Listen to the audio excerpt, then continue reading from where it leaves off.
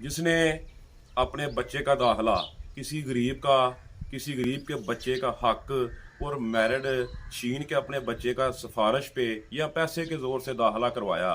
लोगों को तो नहीं पता, लेकिन अल्लाह तो जानता है ना। अल्लाह को तो सब पता है। जिसने अपने बच्चे की नौकरी सिफारिश के जोर पे किसी गरीब के बच्चे का मेरिट या हक छीन के पैसे दे के करवाई, उसने दाद वसूल कर ली, लोगों को मिठाइयाँ दे दी। लेकिन लोगों को तो नहीं पता, लेकिन अल्लाह को पता है। अल्लाह कुरान में कहते हैं कि इंसान गाफिल हो सकता है, लेकिन माज़अल्लाह अल्लाह गाफिल नहीं हो सकता।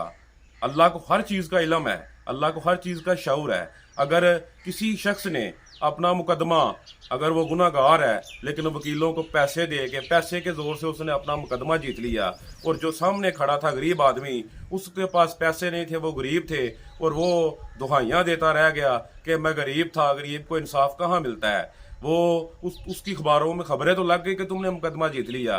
वो तो नहीं जानता, दुनिया तो नहीं जानती कि इसने क्या किया, लेकिन अल्लाह जानता है, क्योंकि अल्लाह ताला हर चीज़ पे कादर है और अल्लाह को हर चीज़ का इल्म है। अस्सलाम वालेकुम।